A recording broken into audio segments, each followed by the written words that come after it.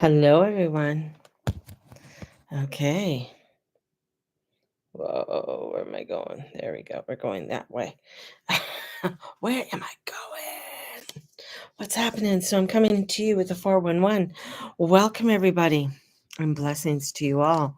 My name's Mary June Tracy, the Guru Mama, spiritual love of life coach and astrologer, bringing you the 411 of the crazies, of the ups and the downs, and how the turbulence of the stars, the planets align, and how they flitter in within our lives and mold it in many ways. So, thank you everybody for joining me.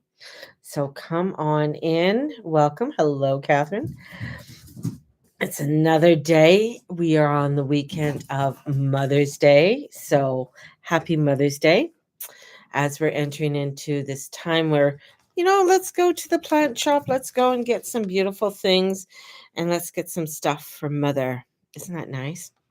Or maybe you just want to pamper yourself, which is really nice to do as well. So, yeah. So there goes my dog. So welcome. So I have a cup. I ran out of coffee today. There's no coffee in my house. Ah! So, um, I found some cacao, which has been sitting in the cupboard for a long time. And I thought, I just have regular milk. So I thought, what the hell? So I made myself a cup of cacao. So that's a really beautiful treat for me today is to have some cacao. So blessings to you all as I'm drinking my cacao today. And thank you. Thank you. Thank you. I try to look gorgeous. I try. I did shower this morning. So maybe that really helps. And so my hair is not all over the place. So quite an event yesterday. We all know, or if you don't know, you will know now, is that the Catholic Church has a new pope, which is quite interesting. Pope Leo the 14th. He is a American pope, and we're going to get in a little bit about the popes and the popes and that and how with so much that's happening in the world and the alignment and everything else. So let's just get into it. And if you have any questions or anything, please put them up in the comment below and share, like and share everything, please. So we have what do we have? The astrology insights for today that I went through and looked at. So we have the moon, of course, is in Libra. The sun is in Taurus. So we have these, the Taurus, the grounding, the values, the resources, and what is tangible. And we have Uranus there as well. And Libra, it is about seeking harmony and beauty. It's ruled by, both planets are ruled by Venus. So these things, these attributes, this harmony, beauty, justice, values, resources are very much all Venus. And she's doing her little shenanigans up in the heavens as well. And I think the skies are anything but peaceful, anything but a peaceful breath out to the surface. So we're going to unpack this all and we're going to take a look at it. So, first, we have that sun that is squaring Mars, and Mars is in Leo, and this is high voltage. So, we have the bull, stubborn, and I'm not going to do anything, locking horns with the roaring lion. This is, we will pursue, act, perform, or assert ourselves. But the friction might cause missteps or power struggles, and it's the ego can flare. So we have this Leo energy, and it wants to grow. It is the bonfire, right? That's how I always look at Leo, as the bonfire. It's this heart, but it wants to control its growth, but so much is trying to control it and how it's being wielded. And the cue that, with the Pope, the Vatican, I think there's a lot of murmurs going on right now. um I think they want to come out as a guided front. He has a lot of Virgo in his chart, just say, like, a lot of Virgo in his chart. We don't have his time of birth, but so we don't know what his ascendant is in the houses and stuff, but the amount of Virgos in his house is just like, wow, this man, I mean, he's mutable, definitely has that mutability about him with Virgo. He has that ruler Mars, I mean Mercury, but it's where, Virgo is very much of service and wanting to be of service and wanting to do things of service. Uh, a young pope, so we're going to have him around for quite some time. That's not usually what they want. They don't want popes to be around for like 20 years, but this is where this pope could easily be around for 20 years. So the amount of impact that he'll make. The other thing is the robes that he chose to come out. So he came out in very traditional robes, which really made a lot of people happy. He did acknowledge his role as Bishop of Rome, where Francis did not. And stepping into that role, he's only been a cardinal for 2 years. I didn't want to get into this right away, but I'm just throwing up this information of that's rolling around in my head because I find it very interesting with it all. The cardinal that really, the underlying cardinal that they really wanted was the bishop or the cardinal from the Congo, and he was very traditional. Africa is one of the growing places when it comes to Catholicism and the growing of religion.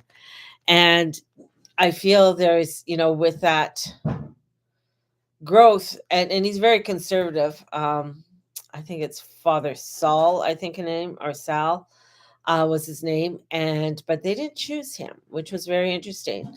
There was a huge backing for him, like within the congregation themselves. But the Leo King was talking about this, I think a couple weeks ago or so, and he was talking about the alignment of the American Pope and the alignment of everything that was going on during World War II with the Pope then. Anyways, let's carry on. So it was quite interesting. I sort of thought, as soon as I saw Trump in a outfit, the Pope's outfit, I went, oh, they're going to pick. That was sort of my cue too. Like, oh, they're going to pick an American Pope. Anyways, so the astrology, this reflects the tension in leadership, both religious. The new Pope's the symbolic of emergence, the global governments wrestling with economic control. Expect a discontent to simmer as old systems are trying to assert dominance in new ways. So new dominance, this newness wants to come out, but it's like almost being pushed down. No, you can't have that. You can't do that. And this is the balm, the Libra moon bringing diplomacy, and Jupiter and Gemini adds ideas. They're wanting hope and to broader the perspectives with the world around us. There's room for optimism, especially if we stay adaptable and mentally agile. So communication, learning, and spiritual expansions are key to growth right now. When it comes to the prosperity insight, especially with everything when it comes to gold and Bitcoin and the market and everything, this is about mental wealth. I mean, we always talk about the mundane wealth, the dollar and stuff, but new ideas, learning, conversations to spark the opportunity, the invest in skills, connection, and clear values based on dialogue. So community prosperity arises from shared truth. So I think a lot has to do with our mentality and keeping our mentality well. And the transformations that we are making, as I said, just I think yesterday, this is the darkness of the soul. This is a rebirthing, and we're going through such a rebirthing time of transformation and change in the world.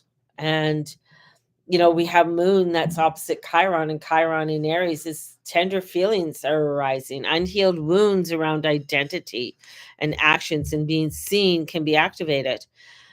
So much, when you look at how people are putting out their ideology of wokeness and stuff like that, the wounds are so deep. And sometimes the people don't even know they have these wounds. Like they don't even recognize or don't want to recognize, or they're so buried deep that they don't actually look at them truthfully, right? And looking at these truthfully. And when you have all of these ideologies that are coming out of what a man and what a woman should be and blah blah blah, you know, the when you look at the masculine and the feminine energy can't grow without the masculine. It needs it. But the masculine energy can grow without the feminine. And that's because they're the initiators. They're the ones stepping out. They're the initiators. That's the fire, right? So the fire energy can go, the air energy, where when you look at the feminine energy, it's the water and the earth. They need nurturing, they need tendering, they need to be taken care of. And I'm not saying that in a way that is condemning or putting down, because that's usually where people's minds automatically go to. And women automatically think, I got to take care of everything. But it's like, that's such a falseness within our society, where when we are engaging or bringing forth that masculine energy, it is allowing for us to be able to grow, because we initiate so much, we create so much. We need to be having that love, that protection, that knowing that we're secure.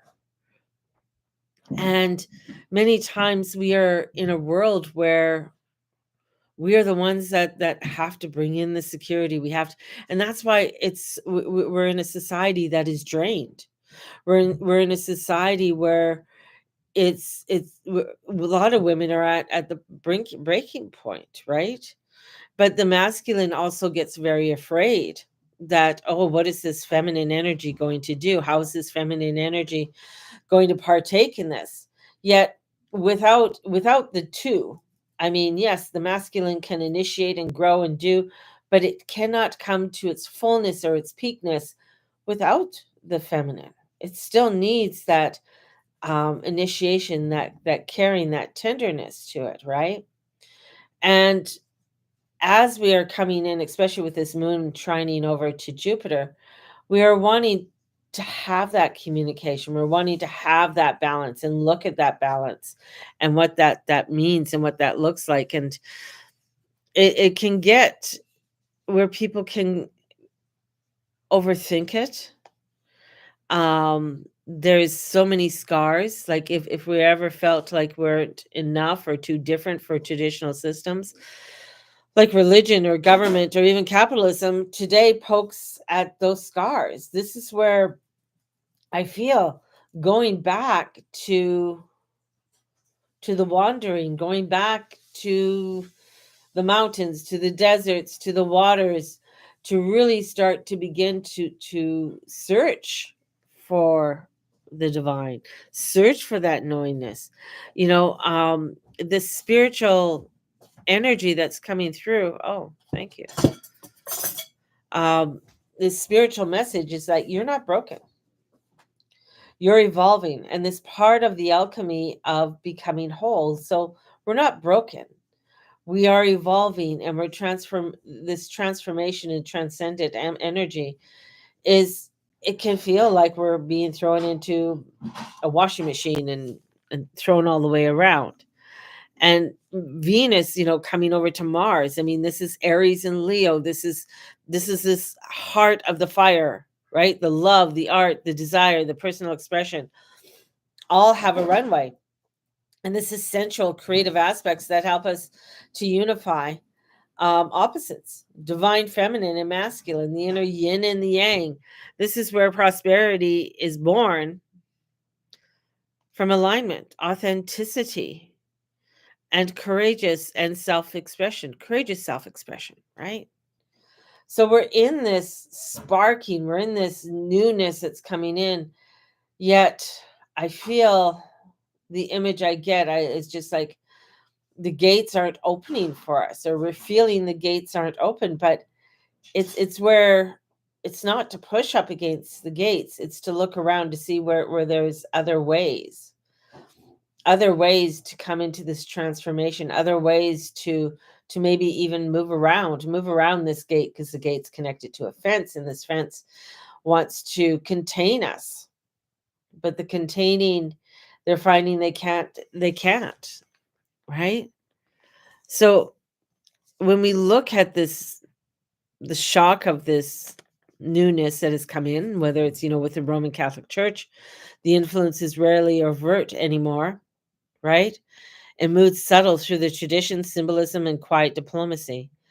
A sudden or radical shift, like progressive and controversial popes, stirs collective unease, and people are sensing that something deeper is at play.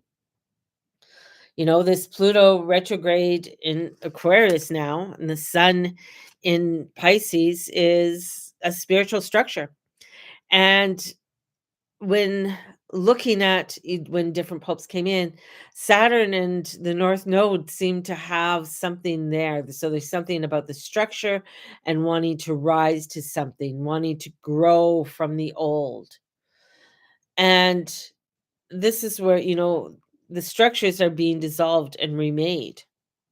So oldness, and this is also too, where a pope coming in that is butting against, Trump. He's already, his tweets going back even 10 years ago are very condemning of Trump and of JD Vance and the whole system of the government and immigration and the LGBTQ plus community, where he speaks out. The Pope Francis blessed same-sex marriages, and he brought in controversial artists that were not in the best of moral standing, shall we say. And then we have a new pope that was overseer of the bishops and the appointment of the bishops, and appointing different bishops that, when you speak to some bishops that will speak out, are saying that that's really they don't agree with it. Let's say that. So we're at an age of collective soul searching, soul questioning. Old religious power is clashing with the hunger of authentic connection with the divine. And in that connection, when we're connecting, it's not about the walls or the structure. And that's what scares people, because it's coming into something that isn't the walls and the structures. It's something else, right? And it is finding that within our own selves, and that also scares many people too, where they want that freedom and they want that, that change that's coming in. And when we have, especially with, again, with the Taurus sun and the Jupiter and Gemini, the economy feels unsteady. Of course, we want to cling to some kind of structure. When things feel uprooted, right? Our materials, our values, yet buffered by rapid information exchange, markets, mood shifts coming at us so fast. And with Jupiter, Saturn square and the Pluto retrograde, the economic restructuring. This isn't just inflation, it's transformation. We just heard that the Bank of Canada is on the brink of bankruptcy. you know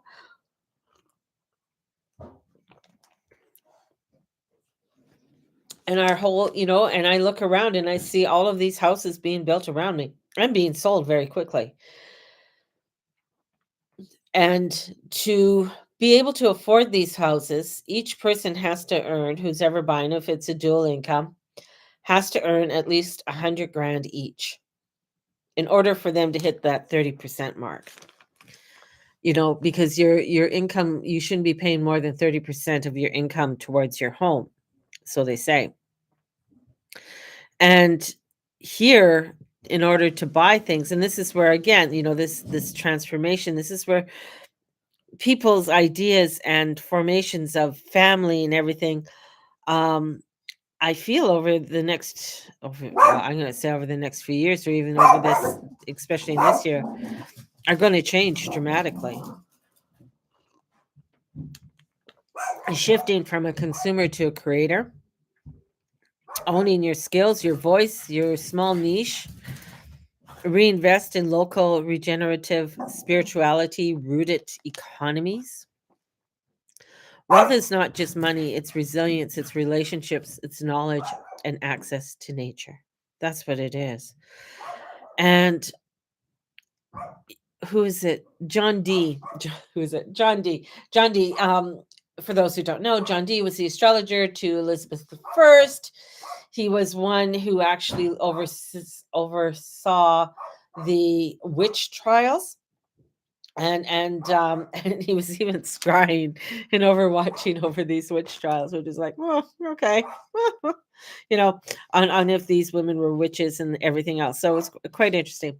But John Dee, talked about, I mean, he was, he talked about like that Gemini and Taurus, because that's where many religions believe that's where heaven is between those 2 points in the sky when they look into the sky.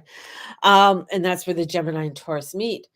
And John Dee talks about this. And he went through scrutiny and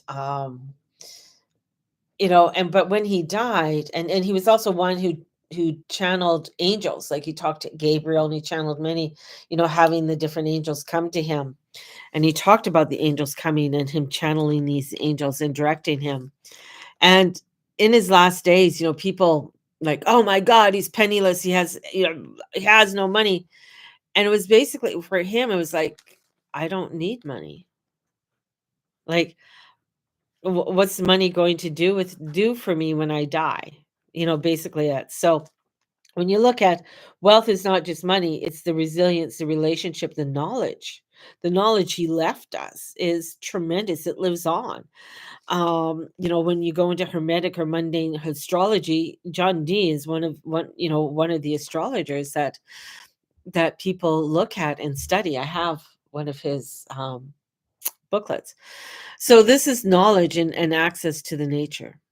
So the things that are upcoming, aspects that we need to watch for on May 3rd. Well, we have the full moon, definitely the full moon that's going to be coming up on Tuesday.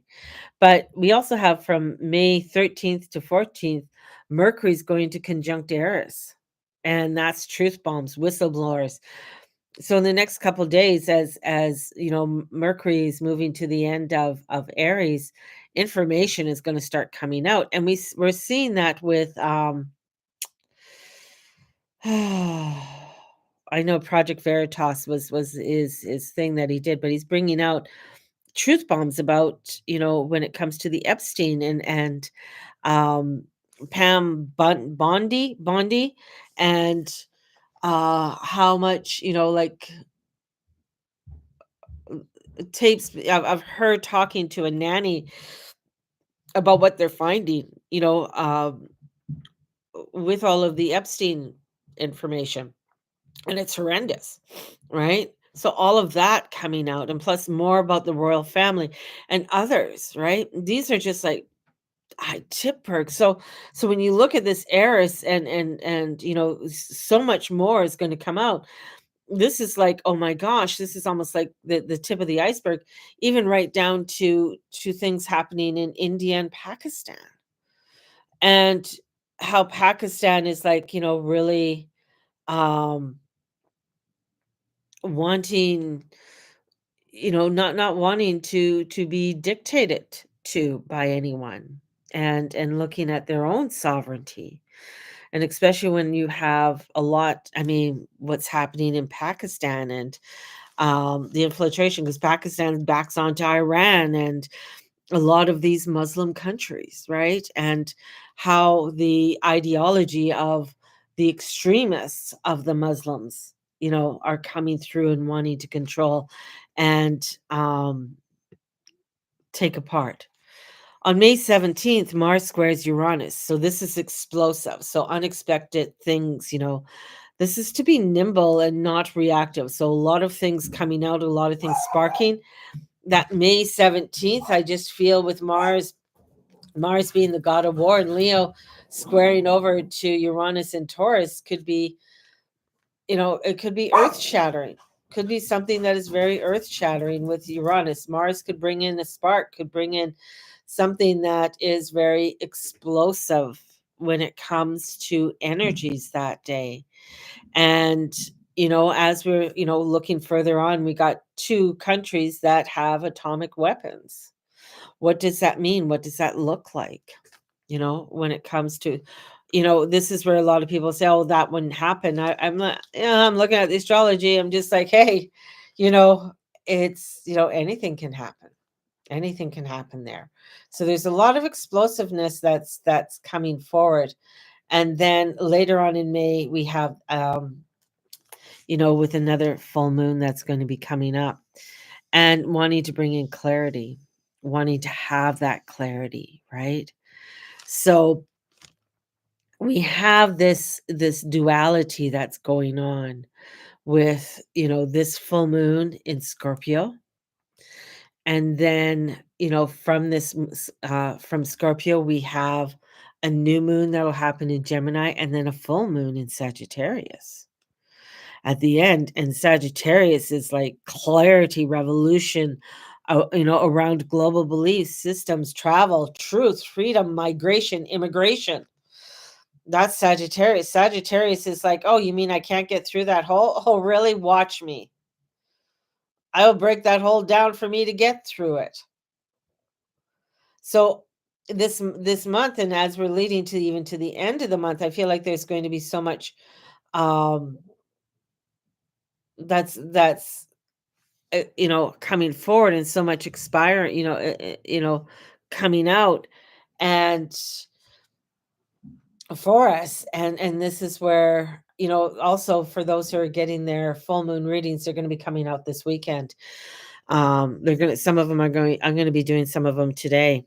So and you'll be, so check your inbox for those as well. But this is where I feel like my affirmations, I've been doing affirmations every day, I think. um I might even put together my little affirmation book, because I've been downloading and receiving a lot of different affirmations and prayers and stuff like that. And um, yeah, it's just shocking the hell out of me. Anyways, the affirmation of the day is: even when the world trembles, I root in truth, rise in love, and prosper in my becoming. In my becoming. And, I root in truth. Wow. Rooting in your truth is something, some that gets people upset because you're going against their grain. You're going against, what they feel is their truth. They believe but when you're coming and you're rising in the love, and you're coming from a place of love. Now, love isn't, and I've always said this, love, let me take a sip here.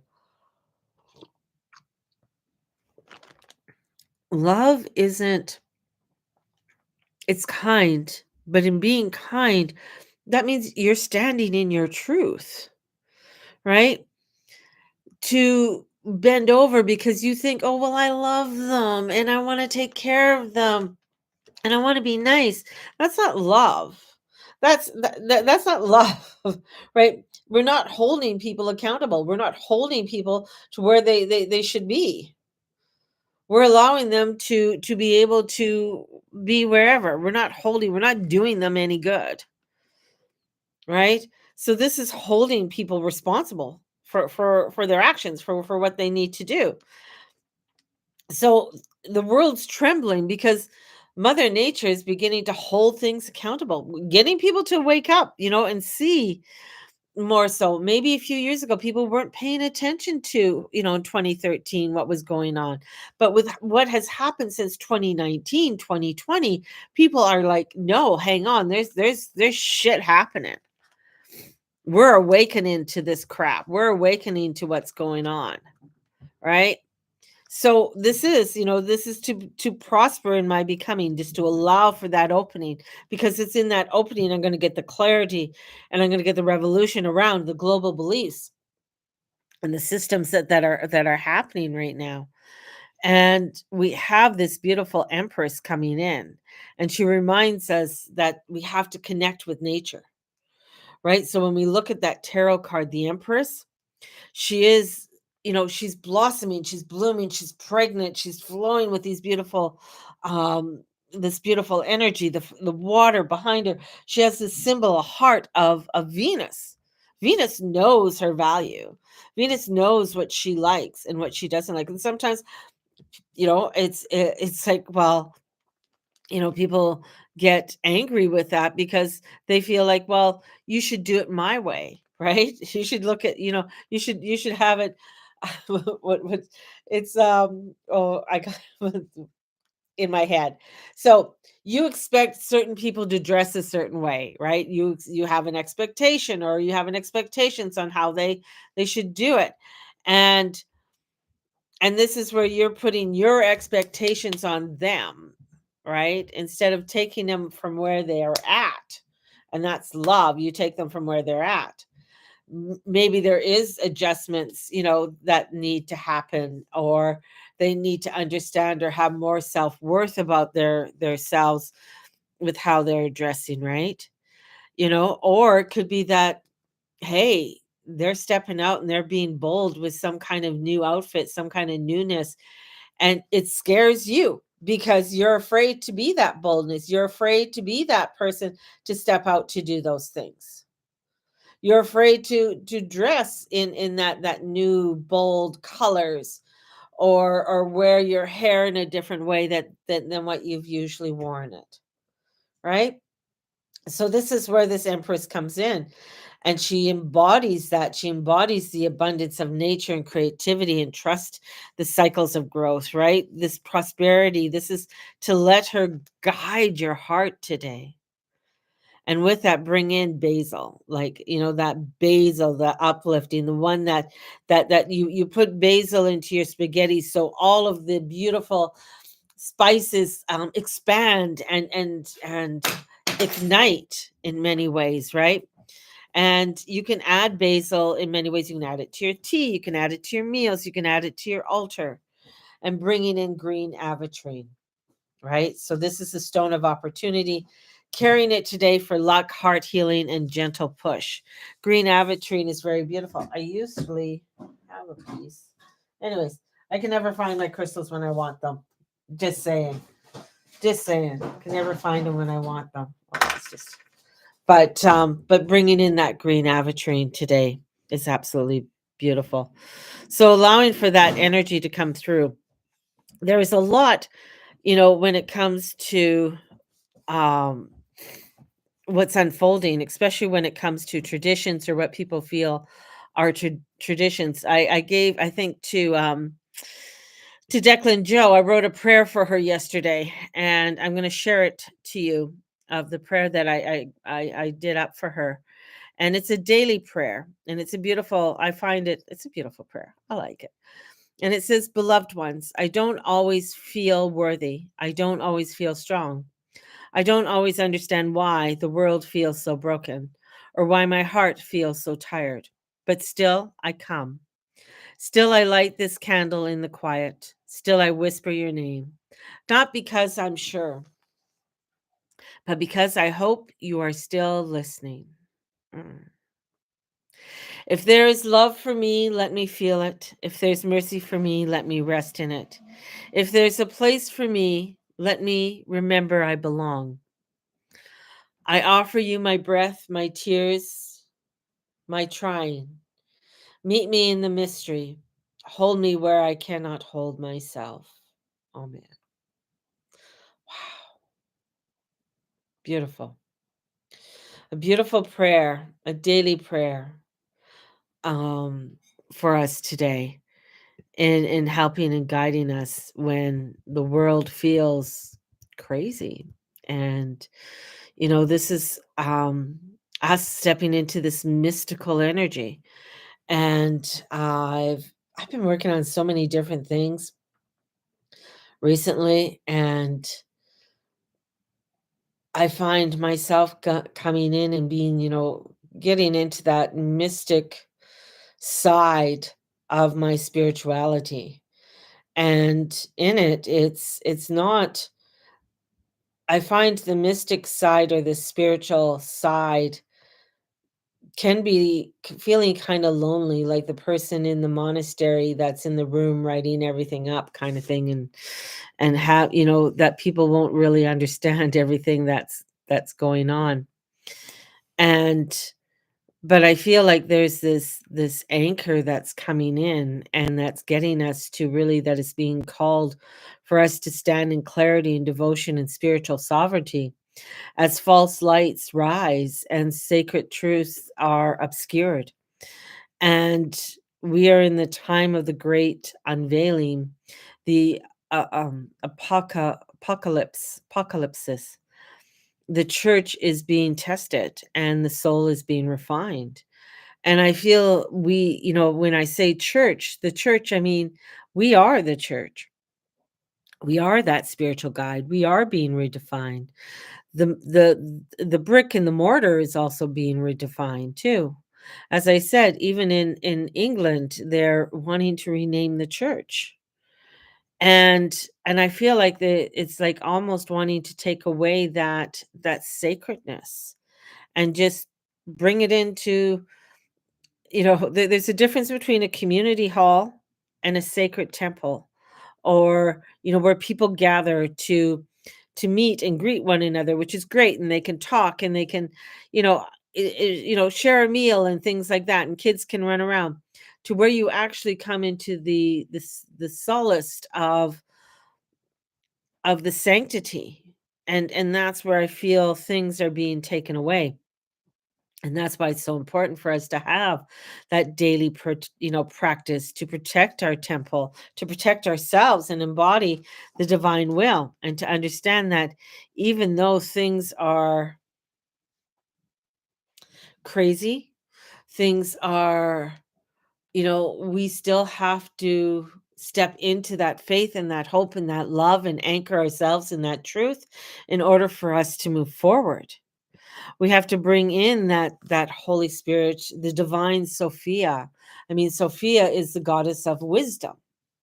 She's sort of like, she is this beautiful, beloved energy that comes in with wisdom. Sophia means wisdom, and bringing in that wisdom, and bringing in that beloved Christ light, to fill this temple with the fire, and let no deception enter. Let all falsehood fall. I'm yours. Opening ourselves up to all of this. And this evolutionary change that is happening to us all is very I think in some ways it's very scary. It's something that we are having a hard time to deal with this sacredness. And the struggle I feel like people are having is, one, a struggle of struggling in understanding their own selves and studying their own faith, and believing within their own selves. Again, we're going back to that masculine and feminine one, where the feminine hasn't been allowed to be the feminine, hasn't been allowed to be that sacredness, going back to the wisdom of Sophia. Yes, a woman is wise, but it's that fear again. We can go back to when, women weren't allowed to vote, women weren't allowed to have a say. Why? Like, even, why? Because there was a fear that they're going to say something profound. They're going to be the ones that are nurtured. And we can go back, 2,000 3,000 years, where it was like, no, we need to have women in council. Right? Even within the tribes here throughout North America, there are many chiefs and many wise women who were the leaders, but they didn't want to talk to them, because they didn't believe that these women had the wisdom or had the knowledge, right? But they did. And we're dismissed, and here we're coming back, we're saying that no, they have to be heard, but they have to be heard along with the masculine are the ones who have to help with the initiation, has to help with nurturing in order to allow them to have that place. And for many women, that's like, oh, what do you mean I need to have a man to have blah blah blah, and they can go off on a tangent, and it's taking it into a very obscure place, and that's not an obscure place. It's taking it to a place where it's like, no, this is holy. This is understanding that this is holy and whole, and bringing in the holy and wholeness into this world that is totally broken. When you find out what's, the things that are being, I mean, we have more slavery in this world than ever before. To think that how many children have been abused and are being abused at this time, and how people have a thought that, well, you know I'm just there's so many parallels with history where children were just not thought of as much, right? Until they became adults. But in understanding that we have to nurture that, we have to love them, we have to care for them in order for them to be these nurturing, loving adults. That's why there is so much um, disarray, because there isn't. But then how can you love if you haven't loved your own self, right? Or haven't grieved what you needed to grieve? And that's a hard one, right? To be able to grieve something that you think that you grieved, but you haven't even paid it much attention. You just allowed it because you had to carry on. You didn't allow for the hurt and the pain to come through to the understanding. You just took up whatever torch that person laid down and thought, oh, I'm going to pick up this torch because now I have to do it, but you really don't, right? Rhododendron and other day on your reckon. Oh, nice. Beautiful. Beautiful. Sorry, I'm just reading some of the comments now because I just like downloading so much information. It's interesting. We are in this time, and I think this, as we're building up to this full moon in Scorpio is going to be intense. Scorpio is never easy. It really isn't. Anybody who has any aspects in there, my Venus is in Scorpio at the very end, and um, trying to, and so is my Mercury. Mars just happened to go in just right into Sag, so I don't have a Mars in Scorpio, but I have a Mars in Sag, but my Venus is there, and it's trying to root into that feminine energy, trying to really grasp into the truth in a place where Venus doesn't really like to be in Scorpio. She doesn't like to be there. She doesn't, because of the intensity. It brings in too much of an overstatement for her, too much, too much, too much of the too much, right?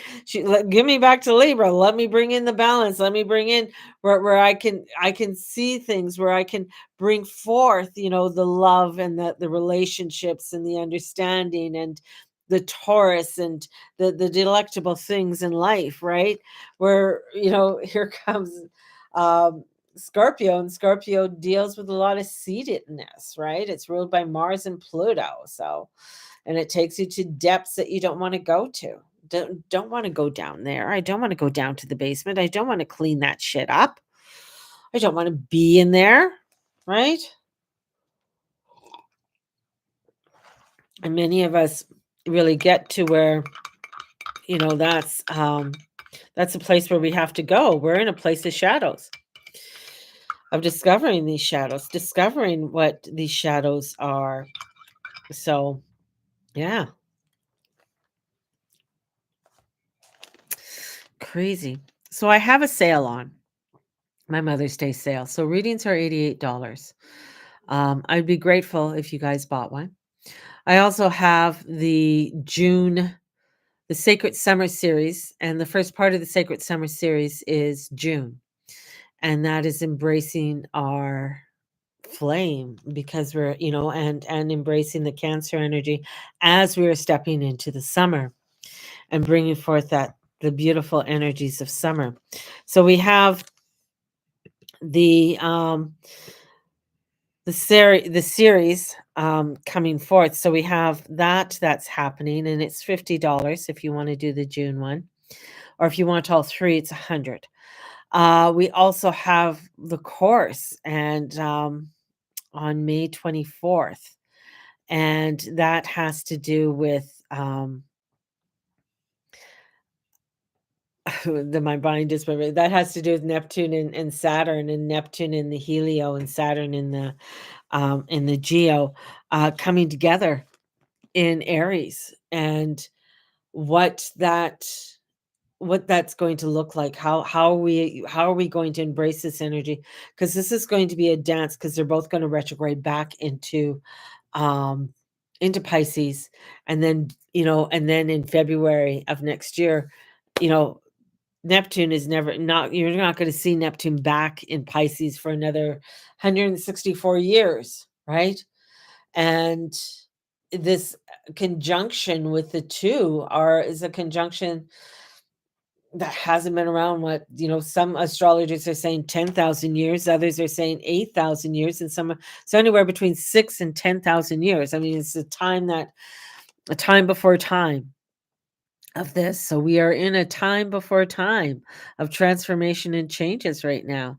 And it's getting us to really relook at the way that we live, the way that we correspond, the way that we connect, as we are, you know, uh, evolving in just so many ways. So I'm not going to spend too much time, because I have readings I have to do, and I really wanted to get more into some other topics, but maybe tonight we'll get into some of those topics. We'll see how things go and how I feel. So, in stepping into this newness. But if you're interested in learning more or wanting to discuss this more, definitely, I'm very open to it. There's there's a lot there that I just, and plus I love doing this shit. I just love getting into this nitty gritty stuff, and um, exploring it, and digging into some of the information, and going into deep searches with it. It's because I feel it's just helps us to expand our soul, helps us to understand more of what's happening. I mean, there are things. Anyways, just gonna stop and then just put my cup down. When I go like this, I put my cup down. There's more to come. I mean, the more I found out about, even looking into the new pope that's coming in, I'm just like, oh my god, prayers are needed, and uh, in the changes that are underway, and even to you know for Pope Francis. I mean, we do pray for the souls. I mean, that's very a Catholic thing. We pray for the dead. Not many others do that. Pray for the souls of the faithful departed in the mercy of God. Rest in peace. Amen. We pray for the souls of the faithful. We we pray for those who've gone before us. That's really a part of it, because they are the ones who've opened up in ways that maybe um, you know we haven't before. But there's this a discernment practice, because we have to have a discernment practice. And there's Second Corinthians 11 verse 14. Even Satan disguises himself as an angel of light. So I feel like we have to do our discernment with things, where we have to do what teachings or media have felt off or even beautiful. So even when you're looking at the media, what felt off?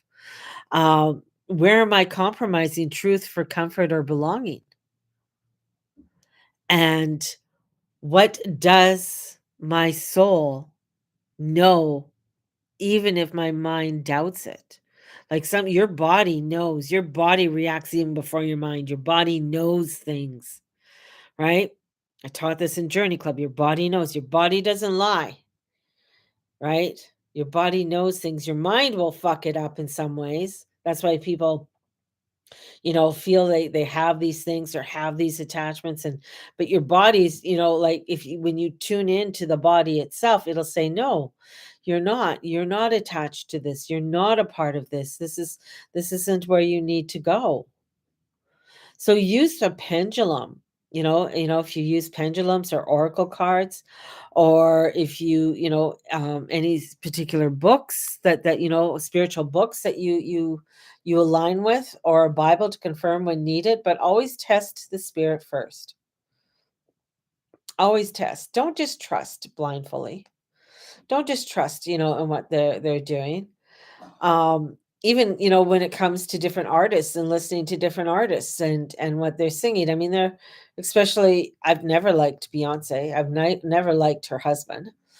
There's artists that are coming out and I'm just like, I don't like them. There's you just know there's something wrong. People like, oh, aren't you a Swiftie? No, I'm not a Swiftie. Like, there's something about her, she's cute. I'll give her that, but there's just something there. Lady Gaga's another one. And a lot of people, oh, I love Lady Gaga. Sorry, she just got over 2 million plus people in Brazil, did a free concert.